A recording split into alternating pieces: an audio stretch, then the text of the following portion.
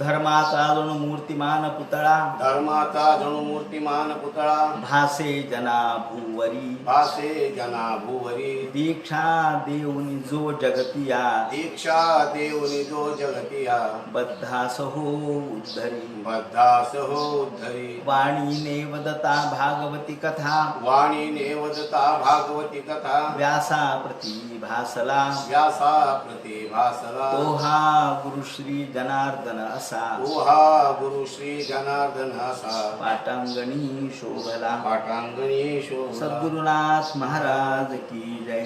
हरे नमः. मैत्री उवाच निर्वेदवादिनी मेवं मनोर्दुहितरं मुनिः दयालुशालिनी माह शुक्लाभिव्याहृतं स्मरण. भगवान वेदव्यास वर्णन करून सांगू लागले आणि शुकाचार्य राजा परीक्षितीला सांगतात. इकडे मैत्रेय आणि विदुर यांचा संवाद चालू आहे.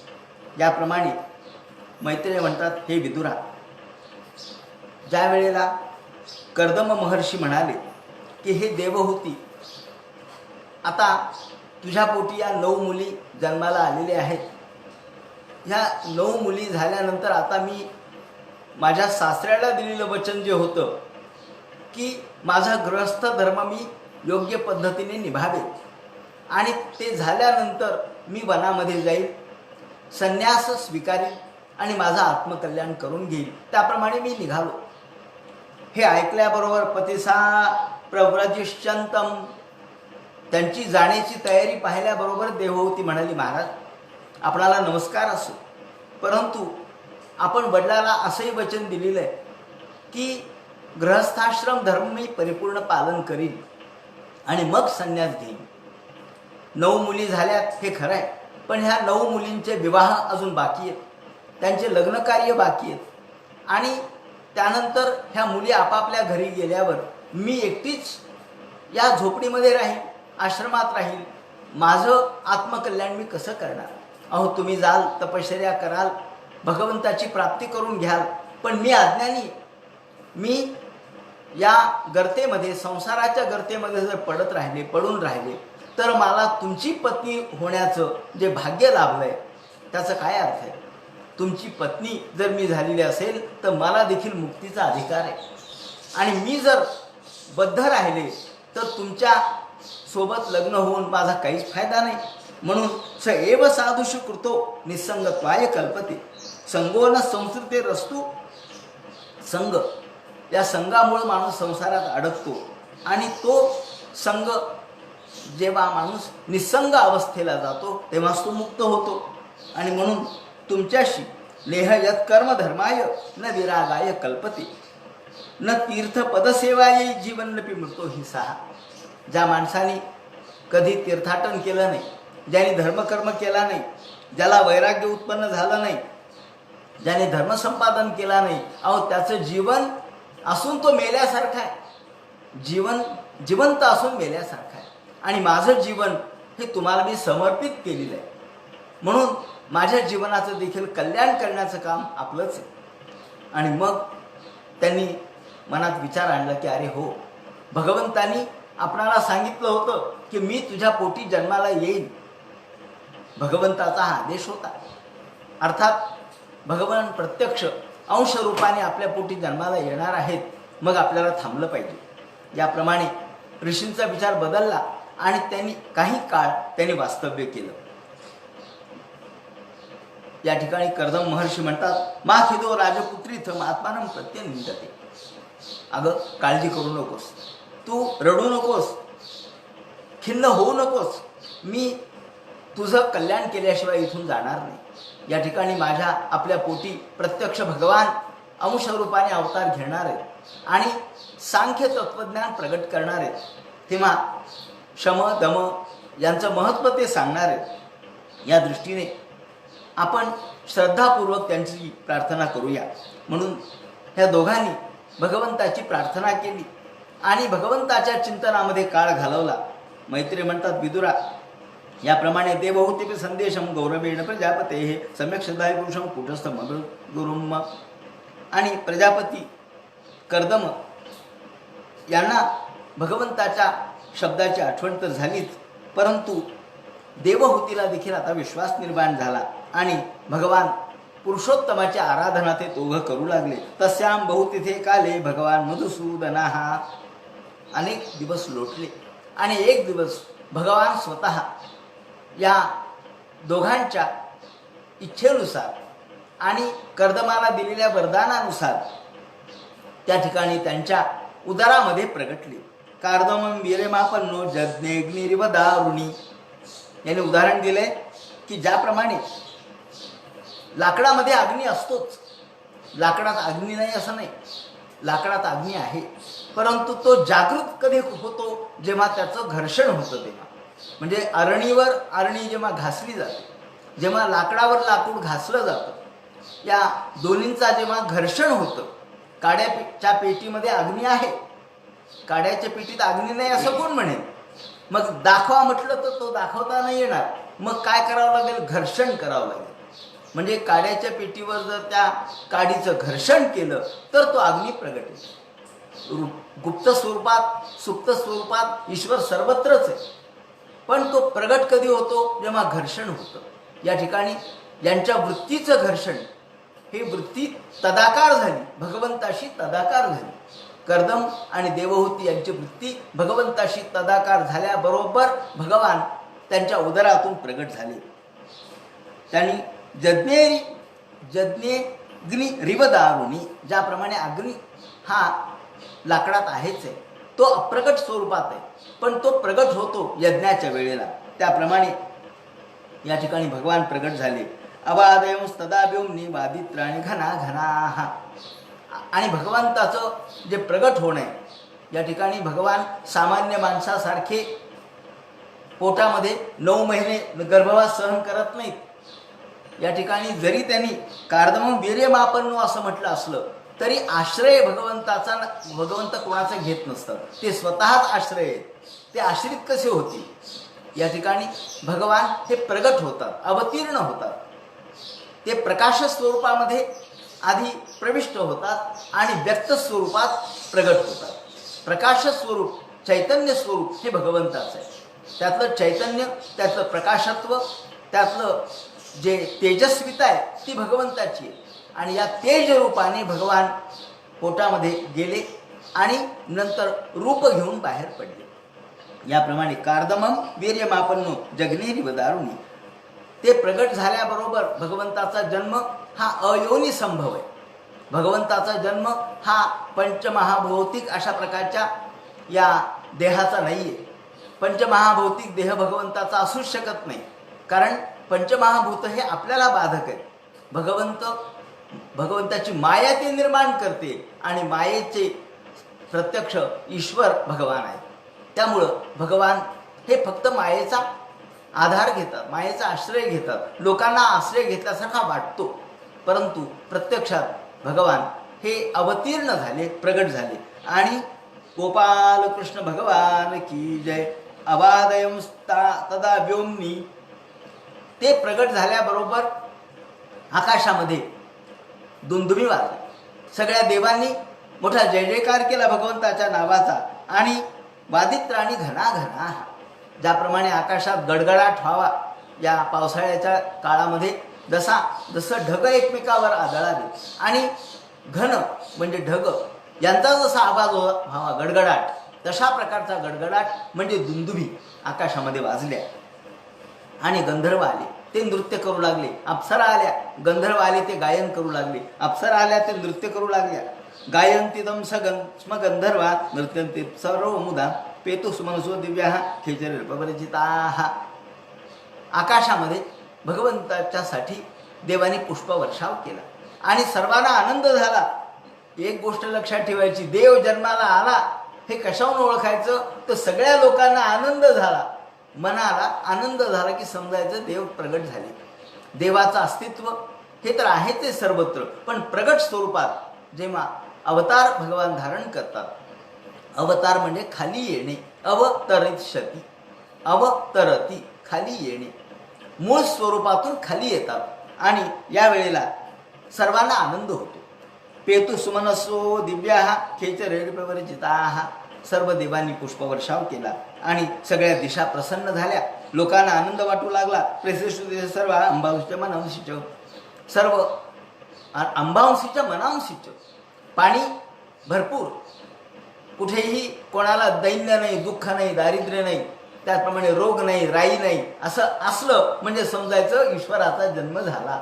कारण ईश्वर प्रगट झाले तर काहीच दुःख राहत नाही. म्हणून सगळ्या दिशा आनंदमय, सगळ्या दिशा प्रसन्न दिसू लागल्या.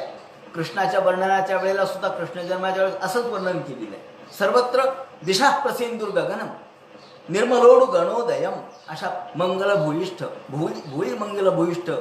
त्याचप्रमाणे हे सर्व भूमी हे आनंददायक झाली, सर्वांना आनंद वाटू लागला. तत्कर्म कर्दमाश्रम पदम सरस्वत्या परिचितम. आणि भगवान या सरस्वतीच्या तटाकावर असलेल्या कर्दमाच्या आश्रमामध्ये प्रगट झाले. ते प्रगट झाल्याबरोबर अहो देवाचा जन्म येतो. प्रत्यक्ष भगवान विष्णूचा हा अंशावतार आहे कपिल म्हणजे. तो जन्माला आले हे कळल्याबरोबर ब्रह्मदेव स्वतः, नारद, त्याचप्रमाणे बाकीचे ऋषी मरीची यांच्यासह कर्दमाच्या आश्रमामध्ये आले. ब्रह्मदेव, नारद आणि मरीची सर्व ऋषी, मरीची, अत्री, त्याचप्रमाणे अंगिरा, पुलस्त्य, पुलह, क्रतू, भृगु, वसिष्ठ आणि अथर्व एवढे सगळे आणि नारदासह ब्रह्मदेव खाली उतरले. खाली आल्याबरोबर यांच्या आश्रमामध्ये आले आणि भगवंताला नमस्कार केला. भगवंतम परम ब्रह्म सत्वांशेन शत्रुहन. भगवान सत्वांश रूपाने प्रगट झाले. भगवंताचं वैशिष्ट्य काय? सात्विक गुण हे भगवंताचं वैशिष्ट्य आहे. सत्वप्रधान भगवंताची मूर्ती आहे. आणि ब्रह्मदेवाने त्यांना नमस्कार केला. तत्वसंख्यान विज्ञप्ती जातं विद्वान जस्वराने. हे मोठे विद्वान होणार. तत्वसंख्या म्हणजे सांख्य तत्वज्ञान प्रगट करणार, म्हणून यांचं महत्त्व पुढे वाढणार आहे. म्हणून ब्रह्मदेवाने नमस्कार केला आणि मग ब्रह्मदेव बोलू लागले. वयामे पचितस्तात कल्पिता निर्विलोकिताः जन्मे संजग्रहे वाक्यम भगवान मानदनानयन. कर्दम महर्षीला ब्रह्मदेव म्हणतात, आपण माझ्या आदेशानुसार या ठिकाणी विवाह केला, माझ्या आदेशानुसार संतती उत्पन्न केली, ही मोठी आनंदाची गोष्ट आहे. आणि आता तुम्ही माझ्या आदेशाचं परिपालन केलं. आणि कोणत्याही बापाला आदेश परिपालित केलेला मुलगा हा प्रिय असतो. एतावत्तेव शुश्रूषा कार्य पितृपुत्र कैही. शेवटी पुत्राचं कार्य काय असतं हो? पुत्राचं कार्य पितरी पुत्र के. पित्याचं काम करणे, वडिलांचं कार्य करणे हेच मुलाचं कर्तव्य असतं. म्हणून एतावत्तेव शुश्रूषा कार्य पितृपुत्र के. तेव्हा पुत्राचं कार्य हे पित्याचा आदेश परिपालन करणं हेच असतं. आणि म्हणून तुम्ही माझे पुत्र आहात. आपण अत्यंत आनंदाने माझं कार्य केलं. आता स्वम ऋषी मुख्येभ्यो यथा शीलम यथा रुची. आणि मग ब्रह्मदेव म्हणतात, हे कर्दमा, आता ह्या तुझ्या मुली ह्या मोठाल्या झालेल्या आहेत. ह्या मुली आता उपवर झाल्यात आणि त्या दिसायला सुंदर आहेत. इमाम दुहितर सभ्य तब वत्स सुमध्यमाः. तुमच्या ह्या मुली आता उपवर झालेल्या आहेत आणि सुंदर आहेत. तेव्हा त्यांचं लग्न तू करून दे. त्यांचे विवाह तू ठरव. आणि हे विवाह ठरवत असताना एक शब्द वापरलाय महत्वाचा, यथाशीलम यथा रुची. तिला जे आवडेल तो पती तिला करून दे. तुम्ही लादू नका पती तिच्यावरती. तिच्या आवडीप्रमाणे, तिच्या निवडीप्रमाणे, तिच्या इच्छेनुसार आणि तिच्या स्वभावानुसार. म्हणून यथाशीलम यथा रुची असा शब्द वापरलाय. इथे शील म्हणजे स्वभाव जुळले पाहिजेत. पती पत्नीचे स्वभाव जर जुळले नाहीत तर जन्मभर भांडण करण्यात काय अर्थ. म्हणून आपल्याकडे पूर्वी पत्रिका पाहत असत. स्वभाव हा जुळला पाहिजे. मग किती गुण पत्रिका उतरली याच्यावर ठरवत होते. आता काही लोकांचा विश्वास असेल, काही लोकांचा नसेल, पण निदान आपल्याला एक अंदाज येतो. अंदाज यासाठी की पत्रिका जुळणं याचा अर्थ असा की समान अशा प्रकारचे स्वभाव आहेत. स्वभाव एकमेकांचे जुळले म्हणजे त्यांचा संसार आनंदमय होतो. जीवनातला एक महत्त्वाचा प्रसंग म्हणजे लग्न आहे. आणि लग्न हे आयुष्यभराची, आपण या ठिकाणी भारतीय संकल्पना ही 7 जन्म हाच पती मिळावा किंवा 7 जन्म ही जोडी कायम राहावी अशा प्रकारची आपली इच्छा असते. आणि ही इच्छा म्हणजेच एका अर्थाने परस्परांच्या बद्दल असलेली निष्ठा आणि परस्परांच्या बद्दल असलेलं प्रेम, त्याग ही भावना आहे. म्हणून यथा रुची, तिच्या आवडीप्रमाणे आणि त्यांच्या स्वभावाप्रमाणे त्यांना पती करून द्या. आत्मजा परिदेह्यद्य विस्तृणी यशोभुवी. आणि ज्यामुळं तुझं यश वाढेल. बरोबर आहे ना? अहो लोक शेवटी विचारतात ना, कोणाची मुलगी आहे, कोणाची मुलगी आहे. एवढं ज्या अर्थी ही मुलगी इतकी चांगली आहे त्या अर्थी ही कोणाची मुलगी आहे. आणि वाईट वागली तरी म्हणतात कोणाची पोरगी हो, चांगले संस्कार काही झालेले दिसत नाहीत का, एका वर्षात भांडण झालं, मग काय उपयोग आहे.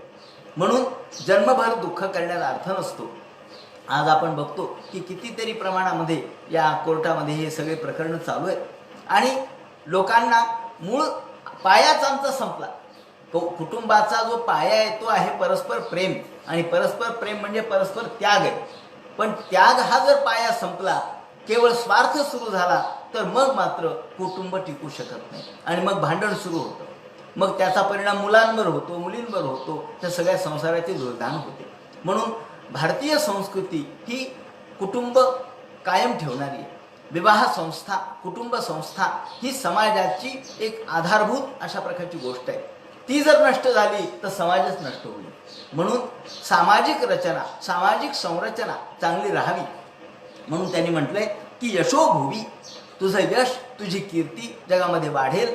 अशा प्रकारच्या लोकांना, अशा प्रकारच्या पतींची निवड करून तू यांना त्यांच्याशी त्यांचं लग्न करून दे. वेदाह माध्यम पुरुषमवतीर्ण स्वमायया. मला माहीत आहे की तुझ्या घरी प्रत्यक्ष भगवान अवतीर्ण झाले, मायेचा आश्रय करून अवतीर्ण झालेत. आणि म्हणून भूतानाम शेवतीम देहम बिभ्राण कपिलम मुने, हे प्रत्यक्ष सर्व भूतांचे अधिष्ठात्रे आहेत, भूतांचे स्वामी आहेत आणि केवळ शिशुरूपाने, पुत्ररूपाने तुमच्या घरामध्ये, तुमच्या आश्रमामध्ये उत्पन्न झाले. हे काही सामान्य नाहीत. अयम सिद्धगणाधीशा, हे प्रत्यक्ष सिद्धेश. सिद्ध या ठिकाणी कपिलांना सिद्ध म्हटलंय.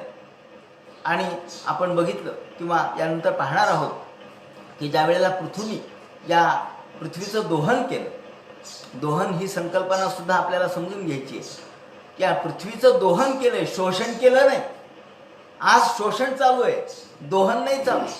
आज निसर्गाचं शोषण करू लागलो आपण, पाहिजे ते काढू लागलो.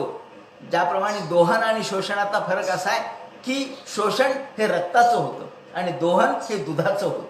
म्हणजे गोचिड हे शोषण करतं आणि वत्स हा दोहन करतो, ते दूध पितो. आणि गोचिड मात्र रक्त पितं, ते शोषण झालं. म्हणजे दुःख देऊन एखादी गोष्ट काढून घेणे म्हणजे शोषण आणि आनंदाने काढून घेणे म्हणजे दोहन. म्हणून पृथ्वी दोहन ही संकल्पना वापरली. असो, याप्रमाणे आता सिद्धगणाधीशा, त्यामध्ये त्यांनी सिद्ध असणाऱ्या जे लोक आहेत, जे अंतरिक्षामध्ये राहतात, त्यांच्यासाठी गुप्तविद्या, अंतर्धान पावण्याची विद्या, इतर सगळ्या अष्टमहासिद्धी आणि इतर सिद्धी हे यांच्याकडून काढून घेतल्यात. म्हणजे यांना वत्स बनवलंय, यांना मधलं कन्व्हेनियर बनवलंय आणि यांच्याद्वारे समन्वयक बनून यांच्याकडून हे सगळं पृथ्वीकडून काढून घेतलंय. याप्रमाणे म्हणून हे सिद्ध आहे, सिद्ध नव्हे सिद्धेश आहे. आणि पुढे यांचा फार मोठा सर्वत्र नाव होणार आहे. सांख्याचार्य सुसंमत, सांख्याचार्य म्हणून यांची कीर्ती होईल. तेव्हा यांना लोक कपिल या नावाने संबोधतील. तेव्हा त्याप्रमाणे ब्रह्मदेव बोलू लागले आणि त्यानंतर ब्रह्मदेवांनी सांगितल्याप्रमाणे त्यांनी ब्रह्मदेवाचा आदेश आपल्या शिरसावंद बांधला. आणि नंतर ब्रह्मदेव तावाश्वास्य जगत सृष्टा, ब्रह्मदेवाला आश्वासन दिलं की मी लवकरच या मुलींची लग्न योग्य ऋषींशी, मुनींशी करतो. आपण आता निवांतपणाने आपल्या स्वस्थानी जावं, हे सांगून कुमारै सह नारदा, या ठिकाणी ब्रह्मदेव निघून गेले. कोणाबरोबर निघून गेले? येताना मात्र सगळे हे 9 ब्रह्मर्षी सोबत आणले, पण जाताना फक्त कुमारै सह नारदा, कुमार म्हणजे सनक सनंदनादी हे 4 जण आणि नारद, एवढंच यांना सोबत घेऊन ब्रह्मदेव हंसवाहनाने, हंसरूपी विमानाने, सगळेच त्या हंसावर बसले. म्हणजे हंसाचं आकार असलेलं विमान असेल, हंसाचा आकार असलेलं विमान असू शकेल, म्हणून हंस हंसेन यानेन असं म्हटलं. हंसम हंसेन यानेन. हंस म्हणजे या ठिकाणी प्रत्यक्ष हंसो हंसेन नाने यानेन. या ठिकाणी हंसावर, हंसरूपी वाहनावर अधिष्ठित होऊन ब्रह्मदेव, चौघ हे कुमार आणि नारद एवढे लोक फक्त ब्रह्मलोकाला गेले. बाकीचे ऋषी का नाही गेले? येताना बाकीच्या ऋषींना घेऊन आले ते. अहो यांच्याशी लग्न लावायचं होतं ना, या 9 जणांशी यांच्या मुलीचं लग्न लावायचं होतं. आणि ते निघून गेल्यानंतर मग मात्र त्यांनी मरीची या ऋषींना कला नावाची मुलगी दिली. आता यांच्या ज्या 9 मुली आहेत त्या 9 मुलींशी लग्न कोणाकोणाचे लावले ते या ठिकाणी सांगतात. मरीचे कलाम प्रादा दनसूया मथात्रये. मरीचीला कला दिली, अत्रीला अनुसूया दिली, अंगिरसला श्रद्धा दिली, पुलस्त्याला हविर्भू दिली, त्याप्रमाणे पुलहाला गती दिली, क्रतुला क्रिया दिली, भृगुला ख्याती दिली आणि वसिष्ठाला अरुंधती दिली आणि अथर्वणाला शांती दिली. अथर्वणे ददात शांतीम यया यज्ञो वित्यन्यते. याप्रमाणे 9 मुलींचे विवाह नवब्रह्मर्षी बरोबर केले. आणि ते केल्यानंतर मग मात्र आपल्या मुलाची परवानगी घेतली, मुलाला हात जोडले. विव्यक्त उपसंगम्य प्रणम्य समभाषत. कपिल हे जरी लहान मुलगा त्यांचा असले तरी सुद्धा पुत्रभावाने देवाकडे पाहायचं नसतं. म्हणून तर वसुदेवाला प्रश्न पडला की नारदा, अहो हे माझा पुत्र झाला भगवान तुम्ही म्हणता, पण मला अजून काही उमज पडे ना, मग ज्ञान तुम्हीच द्या. म्हणून नारदाला ज्ञान द्यावं लागलं वसुदेवाला. पण कृष्णाच्याकडे त्याने मुलगा म्हणून पाहिलं, पुत्र म्हणून पाहिलं. कारण शेवटी आपल्या नात्याची काही एक नाही म्हणलं तरी अडचण आपल्या मनात निर्माण होते. आपल्यापेक्षा लहानाकडून कसं ज्ञान घ्यावं असं कधी कधी वाटतं ना आपल्याला. अहो हे तर काल परवा जन्माला आलेलं पोरगं, याच्याकडून मी ज्ञान घेऊ काय? अहो पण काल परवा जन्माला आलेलं पोरगं जरी असलं तरी ते कोण आहे? आपण म्हणतो ना बालादपी सुभाषितम ग्राह्यम. लहान मुलगा जरी असला तरी त्याच्याकडून खूप गोष्टी शिकण्यासारख्या असतात. आता आपल्याला संगणक येत नाही, मग आपण मुलाला म्हणतो हे शिकवले जरा मला. मुलाकडून शिकायले का? अहो काय होतं आता? मुलाकडून नाही, नातवाकडून शिकायची पाळी आली का? जे येत नाही ते आपल्याला नव्या पिढीकडून शिकावं लागेल. पण काही वेळेला आपला अहंकार आड येतो, आपला मोठेपणा आपल्याला आड येतो, आपली प्रतिष्ठा आड येते आणि आपण शिकत नाही. म्हणून या ठिकाणी ऋषी म्हणतात, हे कपिला तुम्ही माझे पुत्र आहात, परंतु आता जरी पुत्र घरात जन्माला आला तरी ज्ञान मिळेलच असं नसतं. जरी ईश्वर घरात जन्माला आला तरी घरीच बसायचं नसतं, त्यासाठी आत्मकल्याणच करावं लागतं. म्हणून देव घरात जन्माला आला हो, मग आता मुक्त व्हायला काय हरकत आहे? अहो नदी आमच्या बाजूने वाहिली आहे गंगा, पण जर तुम्ही स्नानच केलं नाही तर ती तुम्हाला पुण्यकारक कसं फळ देईल? म्हणून जवळ वाहते, आमच्या शेजारीच आहे. अहो काय म्हणावं, हे जटाशंकर तर आमच्या जवळच आहे. मग कधी जातात का महादेवाला? कधी नाही हो. आणि मग काय उपयोग आहे? जटाशंकर जवळ असून, कंकालेश्वर जवळ असून उपयोग नसतो. त्यासाठी दर्शनाला जावं लागतं. जवळ असून उपयोग नाही. सन्निधी महत्त्वाची नाही, केवळ सन्निधान महत्त्वाचं नाही, तर त्याच्याशी केलेली भगवंताच्या निमित्ताने तपश्चर्या महत्त्वाची. म्हणून ते म्हणतात, अहो पापच्य मानान निरेश्वर मंगल. हे पा, आपण देव आहात हे खरं आहे, परंतु मला माझं आत्मकल्याण करायचं आहे. गृहेषु जातो ग्राम्याण्य स्वानाम पक्षपोषण. हा प्रत्यक्षात घरामध्ये माणूस ग्रामविषयामध्ये केवळ तल्लीन राहतो. ग्रामान्य शब्द वापरला. ग्रामान्य म्हणजे ग्राम्य विषय. ग्राम्य विषय म्हणजे हीन दर्जाचे विषय, त्या विषयामध्ये माणूस तल्लीन राहतो. आणि म्हणून ग्रहेषु राहतो ग्राम्याणाम ग्राम्य विषय अर्थात हीन दर्जाचे दैहिक पातळीवरचे कामक्रोध लोभादी विषय यांच्यामध्ये माणूस तल्लीन राहतो. केवळ आत्मपोषण, आपलं शरीराचं पोषण करतो. आणि म्हणून खरं म्हणजे घरात माणसाचं कल्याण होऊ शकत नाही.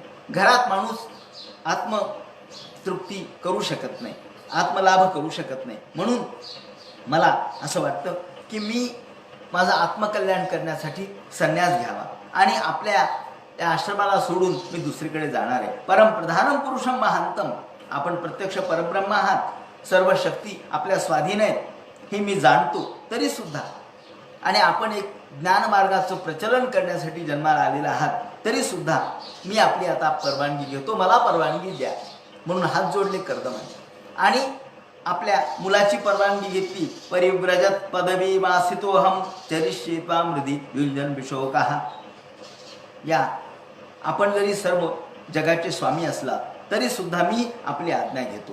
मला आता संन्यास मार्ग ग्रहण करायचा आहे. परिव्रजत पदवी, परिव्रजत पदवी म्हणजे परिव्राजकाचार्य. परिव्राजकाचार्य म्हणजे संन्यास. जो संन्यास घेतो त्याला पारिव्राजकाचार्य किंवा परिव्रजकाचार्य असं म्हणतात. जो सर्व त्यागतो. परिव्रज म्हणजे काय? ब्रज म्हणजे निघून जाणे, आणि परिव्रज म्हणजे विशेष प्रकारे निघून जाणे, त्याग करून निघून जाणे. जो त्याग करतो त्याला संन्यास म्हणायचे. सम्यक न्यासम करोती इति. जो सम्यक न्यास करतो, सर्वाचा त्याग करतो, त्याला संन्यास म्हणायचं. याप्रमाणे श्री भगवान म्हणतात. या ठिकाणी कपिलाचार्य बोलू लागले. मया प्रोक्तम हि लोकस्य प्रमाणम सत्य लौकिके अथा जन्मया तुभ्यम यदवोच मृतम मुने. मग ते आपल्या वडिलाला म्हणू लागले, हे कर्दमा, मया प्रोक्तम हि लोकस्य प्रमाणम सत्य लौकिके. मी या तुमच्या पोटी जन्माला आलो कारण मी तुम्हाला तसं वचन दिलं होतं. मी जेव्हा प्रसन्न झालो तेव्हा मी असं वचन दिलं होतं की मी तुमच्याकडे तुमच्या पोटी जन्म घेईन आणि या जगामध्ये एक नवीन विचार मी प्रसृत करीन. जो विचार योग आणि सांख्य, जो नष्ट झालेला विचार आहे. देव काय करतात? युगाच्या, आपण म्हणतो ना, प्रत्येक वेळेला, युगायुगाच्या वेळेला, ज्या वेळेला एखादा धर्माचा विचार नष्ट होतो त्या वेळेला भगवान अवतार धारण करतात आणि आपल्या विचारांचं प्रतिपादन करतात. आता वास्तविक धर्म हा कधी नष्ट होत नसतो. धर्म हा आपल्याला निष्प्रभ झाल्यासारखा वाटतो. धर्म निष्प्रभ होत नाही, धर्म हा नष्ट होत नाही, परंतु आपल्याला हा धर्म निष्प्रभ झाल्यासारखा वाटतो. आणि मग भगवंताला, ज्याप्रमाणे आकाशातला सूर्य हा कधी निष्प्रभ होत नाही, पण ढग आले म्हणजे तो निष्प्रभ झाल्यासारखा वाटतो. मग ढग बाजूला केले की मूळ सूर्यप्रकाश आपल्याला दिसतो. त्याप्रमाणे भगवान काय करतात? यदा यदा ही धर्मस्य ग्लानिर्भवती भारत. आता ग्लानी येते म्हणजे काय? धर्माला कशी काय ग्लानी येईल? धर्माला ग्लानी येत नाही. तर धर्म आचरण करणारे लोक अशक्त बनतात, म्हणजे धर्माचा त्यांच्यामध्ये जो प्रकर्ष आहे तो कमी होतो आणि अधर्म वाढू लागतो. आणि मग भगवान त्या अधर्मातूनच प्रगट होतात. तदात्मानं सृजाम्यहं. त्या अधर्मातून भगवान पुन्हा प्रगट होतात आणि धर्म सांगायला लागतात. या ठिकाणी जो प्रकर्ष आहे, जो उत्कर्ष आहे तो धर्माचा करायचा आहे आणि अपकर्ष आहे तो अधर्माचा करायचा आहे. पण ज्या वेळेला अधर्म वाढतो म्हणजे तण वाढतं. आता तण वाढलं की आपल्याला तण काढावं लागतं का? मग त्याशिवाय पीक कसं येईल? वास्तविक तण आणि पीक हे दोन्ही एकाच जमिनीत येतात, पण तण मुद्दाम लावलेलं नसतं, पीक मुद्दाम लावलेलं असतं. आणि पिकाच्या संरक्षणासाठी आपल्याला तणाला काढावं लागतं. मग तण कुणी लावलं? लावलं नाही, आपोआप आलं. कसं काय आलं? तिथं असणाऱ्या जे खत आहे, मूत आहे, त्याप्रमाणे आपण घातलेलं पाणी आहे, या सगळ्यामध्ये या सगळ्याचे अंश असतातच आणि ते प्रगट होतात. म्हणून तणाबरोबर पीकही येतं आणि पिकाबरोबर तणही येतं. मग आपल्याला पीक जर चांगलं यायचं असेल तर तण काढावं लागतं. त्याप्रमाणे धर्म जर वाढायचा असेल तर अधर्माला बाजूला काढावं लागतं. अधर्म त्यातूनच प्रगटतो, पण अधर्माला बाजूला करावं लागतं आणि हे मुद्दाम करावं लागतं. यासाठी ईश्वर वेळच्या वेळेला युगाच्या ठाई भगवान अवतार घेतात. म्हणून ते म्हणतात, मया प्रोक्तम हि लोकस्य. मी लौकिक आणि वैदिक अशा दोन्ही कर्मामध्ये मला ज्ञान सांगायचे. लोक दोन प्रकारचे आहेत. जसं गीतेत सांगितलं दुसऱ्या अध्यायामध्ये की लोकेस्मिन विविधा निष्ठा पुरा प्रोक्ता मया नघ. ज्ञानयोगेन सांख्यानाम कर्मयोगेन योगिनाम. ज्ञान आणि कर्म हे दोन प्रकारचे लोक आहेत जगात. कुणी ज्ञानमार्गी आहेत, कुणी कर्ममार्गी आहेत. कर्ममार्गी सुद्धा माझ्यापर्यंत पोहोचतात, पण ते उशिरा पोहोचतात. तो हळूहळू ढाळे ढाळे के तुलेनी के वेळे मार्गाचे निश्चित बळे पावे शेखी, माऊलींनी म्हटलंय. मग हळूहळू ढाळे ढाळे झाडावर का उत्प्लवन सरिसा पक्षी फळाशी झोंबे जैसा. ज्याप्रमाणे एका झाडाला फळ आलेलं आहे, फळ आलंय एखाद्या पेरूच्या झाडाला पेरू आले, हे पाहिल्याबरोबर एखादं वानर पटकन उडी मारतं, पेरू आपल्या हातात घेतं, पेरू खाऊ लागतं. त्यांनी पटकन या फांदीहून त्या फांदीहून उडी मारली. आपल्याला पेरू घ्यायचा आहे तर आपल्याला काय करावं लागेल? आपल्याला हळूहळू ढाळे आपल्याला आधी त्या झाडावर चढावं लागेल, त्या झाडावरच्या दुसऱ्या फांदीवर जावं लागेल आणि मग पेरूपर्यंत हात न्यावा लागेल किंवा एखाद्या काठीनं तो पेरू तोडावा लागेल. हळूहळू ढाळे आपल्यालाही पेरू मिळेल, आपल्यालाही फळ मिळेल, पण कधी? हळूहळू मिळेल. पण एखादा वानर ताबडतोब घेईल. उत्प्लवन सरिसा वानर म्हणा, पक्षी म्हणा, तो जसा आपल्या पंखाच्या साह्याने उडतो आणि ताबडतोब फळाला झोंबतो, ताबडतोब फळ घेतो. पण आपल्याला मात्र ताबडतोब फळ नाही घेता येत. तसा ज्ञानमार्गी ताबडतोब फळाच्या पर्यंत जातो. फळ म्हणजे मोक्ष किंवा मुक्ती पर्यंत जातो. पण कर्ममार्गी हळूहळू जातो. तोही जातो, पण मार्गाचे निश्चित बळे, हे फार महत्वाचे. मार्ग जर चुकला तर मग मात्र फिरत राहतो. माणूस जर मार्ग चुकला, तो जर मार्गापर्यंत गेला नाही, तो जर कुणीतरी त्याला दुसऱ्याच मार्गाला नेलं, काही वेळेला असं होतं ना. म्हणून आपल्या परंपरा फार महत्वाच्या आहेत. आपले संप्रदाय म्हणजे काय? संप्रदाय म्हणजे मार्ग, आणि मार्ग म्हणजे दिशा ज्या मार्गातील सांगितलेली आहे ती. म्हणून परंपरा सोडायची नाही. सगळे धर्म एकच आहेत, पण आपली परंपरा हा आपला संप्रदाय आहे. सम्यक प्रदानेन इति, ज्यातून सम्यक म्हणजे योग्य पद्धतीने आपल्याला ज्ञानाचं दर्शन दाखवलेलं आहे, ज्ञानमार्ग सूचित केलेला आहे, त्याला म्हणतात संप्रदाय. आणि म्हणून हा संप्रदाय, हा जो मग वारकरी संप्रदाय आहे, त्याचप्रमाणे वेगवेगळे संप्रदाय आहेत. नाथ संप्रदाय, दत्त संप्रदाय, हे सगळे संप्रदाय आहेत. पण त्या संप्रदायाच्या उपासना पद्धती पुन्हा वेगवेगळ्या आहेत. जी उपासना पद्धती आपल्याला घालून दिली आहे ती आपण परिपालित केली पाहिजे. म्हणून लोकांच्या मध्ये दोन प्रकारच्या पद्धती आहेत. एक आहे ज्ञान. ज्ञान मार्गी हा ताबडतोब तो पक्षी जसा एखाद्या फळाला घेत झटतो किंवा ताबडतोब झडप घालतो, तसा तो आत्मसात करतो. पण कर्ममार्गी मात्र मार्गाचे निश्चित बळे, त्याला योग्य मार्ग मात्र त्यांनी सोडला नाही पाहिजे. मार्ग जर सोडला तर मग मात्र काही खरं नाही. त्यांनी जर मार्ग सोडला तर मग मात्र तो कधीच आपल्या निश्चित ठिकाणापर्यंत पोचू शकत नाही. एक दृष्टांत या ठिकाणी आठवला म्हणून देतो. एक आंधळा होता, जन्माने आंधळा, बालपणापासून काही दिसत नव्हतं. एके दिवशी त्याला असं वाटलं की आपण दारिद्र्यामध्ये खपतो आहोत. आपल्या मुलांचे लग्न आहे, मुलींचे लग्न नाही, आपल्याला घरदार नाही, आपलं संसार नीट चालत नाही आणि आपण आंधळे आहोत. काय करावं? जन्मांध आहोत. मग आपण राजाला भेटावं. राजा फार चांगला आहे म्हणे. राजा सर्वांना मदत करणार आहे. सगळ्या प्रकारच्या सुखसोयी राजा देऊ शकतो. धन देईल, धान्य देईल, जे मागेल ते देईल. राजा मोठा दयाळू आहे. याची राजाची कीर्ती ऐकून तो निघाला.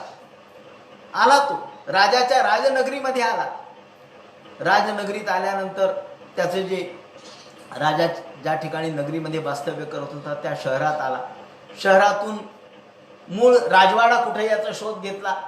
शोधत शेवटी आंधळा जरी असला तरी शोधत येतोच. तो राजवाड्यापर्यंत आला. राजवाड्याला एक फार मोठा परकोट होता. सगळ्या बाजूनी चिरेबंदी इमारत होती. ती परकोट होता जुन्या किल्ल्याप्रमाणे. आणि या परकोट त्याला अनेक दरवाजे, यापैकी एका दरवाजामध्ये राजाचं वास्तव्य असायचं. राजाचं दरबार तिथे भरायचा. आणि मग हा बाकीचे दरवाजे मात्र बंद. हा म्हटला, राजाची भेट कुठे होईल हो? ते म्हणे, तुम्ही असं करा, आता तुम्ही तर आंधळे, आम्ही काही सांगू शकत नाही. पण एक गोष्ट आहे, तुम्ही आता या भिंतीला हात धरून जा आणि जिथे तुम्हाला दरवाजा लागेल उघडा, त्या दरवाजाच्या आतमध्ये नीट सरळ जा, तुम्हाला राजाची भेट होईल. असं आहे का? म्हणलं बरं. आणि मात्र मार्गाचे निश्चित बळे, याच्यावर चाललंय की तुम्ही मार्ग सोडू नका. बरं म्हणलं, ठीक आहे. त्यांनी जे आपला हात त्या भिंतीला लावला, ती भिंत चिरेबंदी होती. उंचची उंच भिंत, किल्ल्यासारखी मजबूत. एक मुंगी जायला देखील अवकाश नाही. तो तिथून जे निघाला, भिंतीला धरून आणि अगदी दरवाजाच्या जवळ येणार तेवढ्यात त्याच्या कमरेला खाज आली आणि त्याने आपला हात काढला आणि कंबर खाजवत खाजवत तसाच पुढे गेला 10-15 पावलं चालला, 5-25 पावलं चालला आणि पुन्हा भिंतीला धरलं, पुन्हा निघाला. 1 चक्कर मारली, 2 चक्रा मारल्या. अहो म्हणले दरवाजा कसा येईन? एकाला विचारलं, महाराज अहो राजाच्या दरबारात जायचा दरवाजा कुठे आहे? तो म्हणला या भिंतीला धरून जा. अहो म्हणला भिंतीला धरून माझे पायाला गोळे आले, सगळा दिवस गेला म्हणलं माझा, दरवाजाच कसं सापडेना. ते म्हणे तुम्ही जा सरळ, तुम्ही दरवाजाच्या जवळ आहात. म्हणलं मी आता इतकी मोठी लांब भिंत आहे का? मी या ठिकाणी 12 तास झाले म्हणे फिरतोय, सकाळी 6ला आलोय, संध्याकाळी 6 वाजलेत, अजून कसा राजाचा दरबार सापडेना. ते म्हणले तुम्ही काय केलं? ते म्हणले मी फिरलो, एक असं गोल फिरलो पुन्हा आलो. असं आहे का म्हणला? आणि तुम्ही या भिंतीला धरत होता का? हो म्हणलं भिंतीला धरूनच आहे पक्क. थोड्या वेळ मला खाज आली म्हणून मग मी म्हणले खाजवलं. हा, त्या वेळेला दरवाजा गेला म्हणले तुमचा. खाज आल्याबरोबर मी खाजवलं कमरेला. असं त्याचं 5-25 वेळेला झालं. सांगायचं असं की माणूस कितीतरी वेळेला जन्म घेतो, 1000 जन्म भोगतो, 84 लक्ष योनी फिरतो, त्याला दरवाजा काही सापडत नाही. मुक्तिद्वारम अपावृतम, मोक्षद्वारम अपावृतम. या ठिकाणी कपिलाचार्यांनी पुढे शब्द वापरलाय तो, मोक्षद्वारम अपावृतम. मोक्षाचा दरवाजा माणसाचा उघडाच आहे, पण माणसाला तो सापडत नाही. का? तर तो लौकिक असणाऱ्या सुखाच्या नादी लागतो. क्षणभर का होईना तो त्याच्यात अडकतो. अडकला की बद्ध होतो, बद्ध झाला की फिरत राहतो. याप्रमाणे ते म्हणतात मी सांसारिक लोकांना मुक्त करण्यासाठी मला एक तत्वज्ञान सांगायचे. अहो ज्ञानी तर मुक्त होतीलच, पण सांसारिक कसे मुक्त होतील? म्हणून लोकस्य प्रमाणम सत्यम लौकिके लोकांच्या सांसारिक लोकांच्या मुक्तीसाठी मला एक तत्वज्ञान सांगायचे. आणि म्हणून मी हा अवतार धारण केलेला आहे. गच्छम काममया पृष्ठोमयी संन्यस्त कर्मणा. आता तुम्ही जा, तुम्ही संन्यास घ्या आणि माझ्या स्थळाला तुम्ही पोहोचाल, माझ्या ठिकाणी तुम्ही जाल, अंतःकरणपूर्वक माझी उपासना करा. म्हणून त्यांना पाठवलं. आत्मन्यवात्मनाभिक्ष अभिशोकाम अभय पृच्छसी. तुम्ही जा, अभय तुम्हाला प्राप्त होईल. म्हणून या ठिकाणी कर्दम महर्षी मुलगा असून सुद्धा आणि लहान असून सुद्धा त्यांना नमस्कार केला बरं का. मुलगा म्हणून नमस्कार नाही केला, तर ईश्वर म्हणून नमस्कार केला. मात्र आध्यात्मिक विद्याम शमन सर्व कर्मणाम वितरिषयाच्या सुभयम तितरिष्यती. तू या भयातून मुक्त होशील म्हणून सांगितलं. मैत्री म्हणतात विदुरा याप्रमाणे एवं समुदितस्तेन कपिलेन प्रजापती. कपिल आचार्यांनी आपल्या वडिलांना सांगितलं. दक्षिणीकृत्य तम प्रीतो. दक्षिणीकृत्य म्हणजे एक प्रदक्षिणा मारली. दक्षिणीकृत्य म्हणजे एक प्रदक्षिणा घातली आणि तम प्रीतो वनमेव जगामह. आणि वनात निघून गेले. त्याप्रमाणे ते वनात निघून गेले आणि त्यांनी शेवटी आत्मकल्याण केलं. त्याप्रमाणे गुणाभभासे विगुण एक भक्त्यानुभाविते निरहंकृती निर्मवसे स्वदृक. याप्रमाणे वासुदेवी भगवती सर्वज्ञ प्रत्येकात्मने भगवंताशी एकरूप मन केलं, समाधी लावला आणि ते मुक्त झाले. त्याप्रमाणे भगवंताच्या रूपाला ते प्राप्त झाले. इच्छाद्वेष विहीनेन सर्वत्र समचेतसा भगवत भक्तियुक्तेन प्राप्ता भागवती गती. भागवती गती त्यांना प्राप्त झाली. भगवंताची सर्वात श्रेष्ठ गती कोणती? तर भागवती. म्हणजे जिथे भगवंताचं स्थान आहे ती भगवंताची वैकुंठ गती. जिथून पुन्हा यद्गत्वान निवर्तन्ते तद्धाम परमं मम. जिथून माणूस पुन्हा परत येत नाही ते माझं स्थान आहे. तिथे ती गती यांना प्राप्त झाली. इकडे शौनकांनी प्रश्न उपस्थित केला. कपिल तत्वसंख्याता भगवान आत्ममाजया जात स्वयंज साक्षात आत्मज्ञ प्रत्यय नृणाम. शौनकांनी प्रश्न उपस्थित केला. सूत महाराजा, आम्ही या ठिकाणी कपिलच तत्वसंख्याता, कपिल महामुनी यांनी तत्वज्ञान सांगितलं, त्याला सांख्य असं म्हणतात असं आम्ही ऐकलेलं आहे. तेव्हा हे सांख्य तत्वज्ञान काय? सांख्य म्हणजे काय? भगवंतांनी हे तत्वज्ञान का सांगितलं? त्याच्या मागचं प्रयोजन कोणतं? आणि आत्मज्ञानाचा उपदेश त्यांनी केला असं आम्ही ऐकलेलं आहे. तेव्हा या भगवंताच्या तत्वज्ञानाचा आम्हाला विवरण करा. त्याला असा प्रश्न शौनकांनी उपस्थित केला सूतांना. आणि मग सूत सांगू लागले की द्वैपायन सखस्वयं मैत्री भगवंस तथा. हे सूत म्हणतात इकडे मैत्रेय आणि विदुर यांचा जो संवाद चाललाय त्या अनुरोधानेच मी तुला सांगतो. मैत्रेय आणि विदुर यांच्या संवादाप्रमाणेच मी तुम्हाला द्वैपायन सखस्त्वेवम, द्वैपायन सख म्हणजे द्वैपायनाचे मित्र अर्थात मैत्रेय, हे द्वैपायन म्हणजे व्यासांचे परम मित्र होते. त्यांचा आणि विदुरांचा जो संवाद झाला त्याच्या आधारेच तुला मी सांगतो. मी माझ्या मनाने काही सांगत नाही. या ठिकाणी कुणीच आपल्या मनाने काही सांगत नाही. अगदी भगवान कृष्ण सुद्धा सांगताना पूर्वी असं घडलेलं होतं. यदू आणि अवधूत यांचा संवाद चालू होता, तो मी तुला सांगतो म्हणून सांगतो. म्हणजे भगवान जरी परिपूर्ण ईश्वर असले तरी सुद्धा केवळ मी सांगतो तेच खरं असं नाही. परंपरा प्रोक्तम, हे परंपरेने आलेलं ज्ञान, परंपरागत ज्ञान म्हणून परंपरा ही संप्रदाय या दृष्टीने श्रेष्ठ असतो. मैत्रेय हे विदुराला सांगू लागले, पितरे प्रसिद्धेरण्यम मातो प्रियची कीर्षया. ज्या वेळेला कर्दम महर्षी हे वनामध्ये निघून गेले आणि कर्दम महर्षी वनात निघून गेल्यानंतर मग तस्मिन बिंदुसरेव श्रेष्वासी, भगवान स्वतः कपिल महामुनी बिंदुसर या तीर्थाच्या ठिकाणी अर्थात बिंदुसरस किंवा बिंदुसर या त्यांच्या जिथे आश्रम होता तिथे राहिले. आणि हे राहिले याच्यासाठी की आईला ज्ञान सांगायचे. हे मुद्दाम या ठिकाणी विवरित करून मी सांगतो की आपल्याकडे स्त्रीला शिक्षण नव्हतं असं नाही, स्त्रीला शिक्षण देण्याला विरोध होता असंही नाही. इथे पहिली घटना आहे की जिथे मुलगा आईला ज्ञान देतोय. हे स्त्री शिक्षणाची सुरुवात आहे. स्त्री शिक्षणाची जर सुरुवात कुणी केली असेल तर ती कपिल मुनींनी केली असं म्हणायला काहीच हरकत नाही. स्त्री शिक्षणाची पहिली सुरुवात कपिल मुनींच्या पासून झाली भारतीय तत्वज्ञानाचा विचार केला तर. कारण आईला आपल्या प्रत्यक्ष आई मुलाला ज्ञान देते हे अनेकदा आपण व्यवहारात बघतो. आई मुलाला शिकवते हात धरून, म्हणून श्री गणेश काढायला लावते. श्रीकाराच्या नंतर शिकरे आई म्हणून आई शिकवते. आईसारखे दैवत साऱ्या जगतावर नाही असं आपण म्हणतो. पण इथे आईला मुलगा शिकवतोय ही अलौकिक घटना आहे.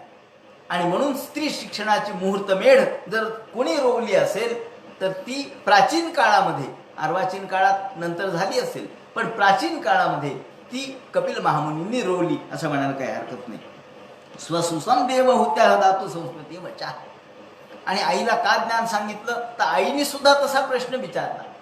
आईनी देवहूतीनी कपिल या आपल्या मुलाला असं विचारलं की संसारामध्ये, खरं म्हणजे संसाराच्या गर्तेत माणूस भ्रमत राहतो, फिरत राहतो. त्यातून मुक्त होण्याचा मार्ग कोणता आहे? निर्विण्णा नितराम भूमन नसदी इंद्रिय तर्षणात. माणसं या संसारामध्ये इंद्रिय तर्षण करतात. इंद्रियाच्या सुखाची परिपूर्ती करता करता नाकी नव येते त्यांची. इंद्रियाचं सुख ऐंद्रिय सुखाच्या नादी लागत लागत माणसाला शेवटपर्यंत कधी सुख मिळत नाही. ते इंद्रियाच्या नादी लागतात, ऐंद्रिय सुखाच्या नादी लागतात. इंद्रियाच्या नादी लागून, विषय लालसेच्या नादी लागून ते आपलं खरं म्हणजे नुकसान करून घेतात. परंतु येन संभाव्यमानेन प्रपन्नांतम तमः प्रभू. आणि या तमामध्ये, अंधकारामध्ये, दुःखामध्ये, गर्तेमध्ये ते पडतात. तेव्हा मला तसे त्वम तमसोंधस्य, मी देखील असंच अंधारामध्ये चाच पडते. तू मला प्रकाश दाखव, ज्ञानाचा प्रकाश तू मला दाखव. आणि दुष्पारस्य पारगम, तू यातून मला पलीकडे ने. या अंधाराच्या, दुःखाच्या, सांसारिक व्यथेच्या, तापाच्या, व्यापाच्या पलीकडे. पारगम, पारगम म्हणजे पलीकडं, अलीकडं आणि पलीकडं. जसं नदीचा अलीकडचा तीर आणि नदीचा पलीकडचा तीर. अलीकडच्या तीरावरून आता आपल्याला पलीकडच्या तीरावर जायचंय. मला याच्या पैल तीरीने. पारगम, दुष्पार साध्य पारगम. वास्तविक पलीकडे जाणं हे दुष्कर आहे, पलीकडे जाणं हे अवघड आहे. परंतु तुझ्या पदनुग्रहात, तुझा जर अनुग्रह झाला, तुझी जर कृपा झाली तर मला पलीकडे जाता येईल, सहज मला पलीकडे जाता येईल. सक्षुर जन्मना म्हणते लब्धम्य पदनुग्रहात. मला सच्चक्षु प्राप्त होती. मला तर चक्षु आहेतच, पण सच्चक्षु. सच्चक्षु म्हणजे काय? सत्य पाहण्याचे डोळे, ज्याला आपण दिव्य दृष्टी म्हणतो. दिव्यम ददामी ते दृष्टी. दिव्य दृष्टी आपण म्हणतो की संजयाला दिव्यदृष्टी दिली. ही दिव्यदृष्टी काय आहे? दिव्यदृष्टी अर्जुनाला दिली. ही दिव्यदृष्टी काय आहे? अहो, ही दिव्यदृष्टी म्हणजे ज्ञानदृष्टी आहे. ज्ञानपूर्वक पाहणे ही दृष्टी आहे. अनेकदा आपल्याला डोळे आहेत पण आपल्याला दृष्टी नसते. काय हो, डोळे आणि दृष्टीतला फरक काय? आपल्याला डोळे आहेत, आपल्यालाही दिसतं, आपल्यालाही दिसतं. आपण अहो काचेला सुद्धा रत्न म्हणतो, पण सोनाराकडे जा, अहो हे काच आहे, हे कुठे रत्न आहे. अहो काय चमकायलंय, काय चांगलंय, अहो हे काच आहे, खोटं आहे हे. आपण खऱ्याला खरंच मानायला पाहिजे आणि खोट्याला खोटं मानायला पाहिजे. पण आपल्याला जर दृष्टी नसेल तर आपण मण्याला देखील काचमणी असेल तर आपण त्याला रत्न म्हणतो. पण जो रत्न पारखी आहे, जर रत्नाची पारख करणार आहे, त्याला मात्र काय दिसतं? त्याला रत्न दिसतं आणि काचही दिसते. काचेतला आणि रत्नातला फरक दिसतो. हा फरक म्हणजे दृष्टी आहे. ही फरक लक्षात येणं म्हणजे दृष्टी आहे. एखाद्या आपण एक प्लॉट विकत घेतला, सहन मोकळा प्लॉट, आणि एखाद्या इंजिनियरला घेऊन गेलो, इथं काय काय कसं कसं करता येईल तो सांगतो. इथे हे चांगलं होईल, या ठिकाणी हे चांगलं होईल, या बाजूला हे करा, हे काय सांगतो होतो. मग आपल्याला का नाही कळत? आपल्याला फक्त जागा दिसते. तुम्हाला काय दिसते? काही नाही, जागा दिसली मला. जागा दिसली म्हणून जागेवरती बांधलेलं बांधकाम दिसलं का? नाही दिसलं. का? ती दृष्टी नाही. म्हणून दृष्टी फार महत्वाची. आपल्याला दिसतो तो सगळा वरवरचा भाग, आपल्याला दिसतो तो फक्त बाह्य आकार, पण त्या आकारामधलं रूप कोणाला दिसतं? त्यातल्या तज्ज्ञाला दिसतं. ज्याप्रमाणे इंजिनियरला त्याच्यातलं रूप दिसतं, त्यात कशा प्रकारचा बंगला तयार होईल हे दिसतं, पण आपल्याला ते दिसत नाही, कारण आपल्याला ती दृष्टी नाही. त्याप्रमाणे सोनाराला, रत्नपारख्याला जसं रत्न कळतं, काच आणि रत्नातला फरक दिसतो, आपल्याला दोन्ही सारखं दिसतं. म्हणून ते म्हणतात, आई म्हणते की मला सच्चक्षुर जन्मना म्हणते, मला तू सच्चक्षु दे. डोळे तर आहेतच, परंतु हे डोळे काही कामाचे नाहीत. का? हे चर्मचक्षु आहेत. हे फक्त वस्तू पाहतात, वस्तूचं तत्व नाही पाहत. आम्हाला दिसती ती वस्तू, आम्हाला दिसतो तो बाह्य आकार, आम्हाला दिसतो तो बाह्य स्वरूपाचं भ्रम, पण त्यातलं अंतरंग, त्यातलं अंतस्वरूप, त्यातलं तत्व आम्हाला कळत नाही. म्हणून मला तू सच्चक्षु दे, सत पाहण्याचा चक्षु, तत्व पाहण्याचं ज्ञानपूर्वक ज्ञानदृष्टी मला दे. आणि लब्धम्येत पदनुग्रहात, तुझ्या अनुग्रहाने, तुझ्या कृपेने मला हे प्राप्त होईल. म्हणून मी तुला विनंती करते, लोकस्य तमसा अंधस्ते चक्षु सूर्य इवोदितः. तुम्ही प्रत्यक्ष सूर्य आहात. सूर्य हा जसा प्रकाश देणार आहे तसे तुम्ही ज्ञान प्रकाशक आहात. या दृष्टीने तमसांधस्य, तमरूपी अंधकार, अज्ञानरूपी अंधकार नष्ट करणारे आपण प्रत्यक्ष सूर्य आहात. म्हणून माझा मोह तुम्ही नष्ट करा आणि मला मुक्त करा. योगग्रहोहम ममेतीत्यस्मिन् योजित स्वया. आणि यासाठीच कदाचित तुमची योजना झाली असेल, यासाठीच माझ्या पोटी आपला जन्म झाला असेल. मी तुम्हाला शरण आलेले आहे. तम त्वागताहम शरणम शरण्यम त्वभृत्य संसार तरोः कुठारम. आणि तुम्ही संसार रूपी वृक्षाला नष्ट करणारे, तोडणारे, तुमच्या हातामध्ये ज्ञानरूपी कुऱ्हाड आहे. कुऱ्हाड म्हणजे ज्याप्रमाणे आपण बघितलं की गीतेमध्ये सुद्धा संसाररूपी वृक्षाचं वर्णन केलेलं आहे 15व्या अध्यायामध्ये. हे संसाररूपी वृक्ष हा कसा आहे तर तो ज्याचे ऊर्ध्वमूल मधशाख अश्वत्थम प्राहुरभ्यम, त्याचे मूळ वरती आहेत आणि खाली शाखा वाढलेल्या आहेत. शाखा एवढ्या वाढलेल्या आहेत की त्याची गणतीच नाही. याचं मूळ वरती आहे, म्हणजे आपलं डोकं वरती आहे. मूळ म्हणजे हे डोकं आहे ते वरती आहे आणि सगळ्या वासना खाली वाहतात. इंद्रियाच्या द्वारे, या वासनेच्या द्वारे आपण सगळे व्यवहार करतो. त्या इतक्या वासना आहेत की याला अंत नाही. आणि म्हणून हे जर नष्ट करायचं असेल तर तुझ्या योगरूपी मार्ग, तुझा जो सांख्यरूपी मार्ग आहे, त्या मार्गाच्या शस्त्राने, त्या कुठाराने हे नष्ट कर. म्हणून स्वभृत्य संसार तरोः कुठारम जिज्ञासयाहम प्रकृते पुरुषस्य. आणि म्हणून तू यातून, या संसाररूपी वृक्षाला छेदून तू मला ज्ञान दे. आणि यानंतर मग भगवान आपल्या आईला बोलू लागले की योग आध्यात्मिकम पुसा मतो निश्रेयस आहे. हे आई, मी तुला हे ज्ञान देणार आहे. हे ज्ञान अलौकिक आहे, हे ज्ञान सर्व जगाला मुक्त करणार आहे. मैत्री म्हणतात, विदुरा, आईचं हे वचन ऐकल्यानंतर भगवान बोलू लागले. आणि आईने सुद्धा हात जोडून या ठिकाणी शिष्याने कसं यावं तर तद्विद्य प्रणिपातेन परिप्रश्नेन सेवया, आपल्याकडे रीतच घालून दिलेली आहे की प्रणिपातेन हात जोडावेत, मग तो कोणी असो. शेवटी गुरु हा मोठाच आहे. तो वयाच्या दृष्टीने गुणीषु नच लिंग नच वया, गुणाला लिंग आणि वय नसतं. एखाद्या कमी वयाचा असू शकतो, परंतु तो गुरुत्वाचा अधिकारी असू शकतो, म्हणून त्याला नमस्कारच केला पाहिजे. मी कसा त्याला नमस्कार करू असं म्हणून चालत नाही. मग तुमचा अहंकार आला, आणि अहंकार आला तर तुम्हाला ज्ञान प्राप्त होऊ शकत नाही. म्हणून आईने सुद्धा हात जोडले, शरणं शरण्यम, मी तुला शरण आले असं म्हटले. आणि मग कपिलाचार्य बोलू लागले की आई, तुला मी आता हे ज्ञान सांगतो, एक आध्यात्मिक अशा प्रकारचा योग सांगतो की जो निश्रेयस म्हणजे मुक्तीला कारणीभूत आहे. आणि शेवटी दुःख आणि सुख यांच्या चक्रामध्ये जो माणूस अडकतो, त्या सुखदुःखाच्या चक्रातून त्याला मुक्त करणार आहे. अशा प्रकारचं ज्ञान मी तुला देणार आहे. आणि याप्रमाणे आईनी सांगितल्यानंतर कपिलाचार्य बोलू लागले. आता या ठिकाणी कपिल महामुनी सांख्य तत्वज्ञान या ठिकाणी कसं प्रगट करतील, सांख्य तत्वज्ञानाचे विवरण कसं करतील, या संबंधीचा समग्र सांख्य विचार या निमित्ताने आपण भगवंताच्या म्हणजे कपिलाचार्यांच्या निमित्ताने आणि कपिलाचार्यांच्या नंतर जे पुन्हा सांख्य तत्वज्ञान ईश्वर कृष्णाने आसुरींनी व्यक्त केलेलं आहे, या अनुषंगाने सुद्धा त्याचं चिंतन अधिक प्रमाणामध्ये करू. कारण सांख्य तत्वज्ञान हे या भारतीय तत्वज्ञानाचं सर्वात प्राचीन तत्वज्ञान आहे. सर्वात प्राचीन म्हणजे सांख्याच्या आधी दुसरं तत्वज्ञान नाही. म्हणून सांख्य अर्थात शंकराचार्यांनी जेव्हा सांख्यावर सांख्याच्या तत्वज्ञानाचा पराभव करून म्हणा आपलं वेदांत तत्वज्ञान प्रस्थापित केलं, त्यावेळेला कपिलाचार्यांचं पूर्वपक्ष त्यांनी केला नाही. त्यांनी केला ईश्वर कृष्णाचा पूर्वपक्ष. कारण कपिलाचार्यांनी जे ज्ञान सांगितलं त्याचा ग्रंथ उपलब्ध नाही आहे. म्हणून त्यांचा ग्रंथ उपलब्ध नसल्यामुळं आणि कपिलाचार्यांचं तत्वज्ञान हे काही वेदविरोधी नाही आहे. उपनिषदातलंच तत्वज्ञानच इथं मांडलेलं आहे, परंतु थोडा फरक आहे. आणि मग या प्रामुख्याने योग मार्ग किंवा ज्याला आपण अष्टांग योग मार्ग म्हणतो, त्या योग मार्गाशी काही साम्य या तत्वज्ञानाशी आहे, तत्वज्ञानाचं आहे.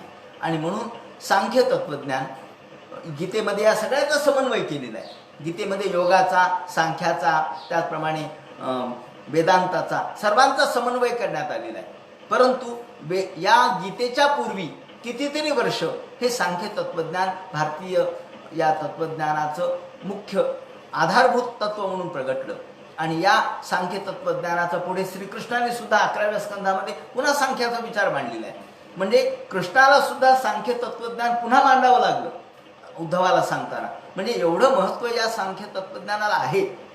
ते जरी यामध्ये थोडासा आपल्याला तत्वज्ञानाच्या दृष्टीने काही फरक दिसत असला, वेगळेपणा असला, तरी तो सुद्धा या ठिकाणी समजून घेऊन आपण मूळ सांख्य तत्वज्ञान, त्यांची प्रकृती पुरुषाची संकल्पना आणि या संबंधीचं साग्र विवेचन जेवढं मला शक्य आहे माझ्या कुवतीप्रमाणे मी आपणासमोर सांगायचा विचार करतो. तेव्हा उद्यापासून आपण भगवंतांनी सांगितलेलं सांख्य तत्वज्ञान बघू. कुंडली कवरदे हर विठ्ठल, सीताकांत स्मरण जय जय राम, पार्वती पते हर हर महादेव, श्री वंचनार्दन गुरुमूर्तये.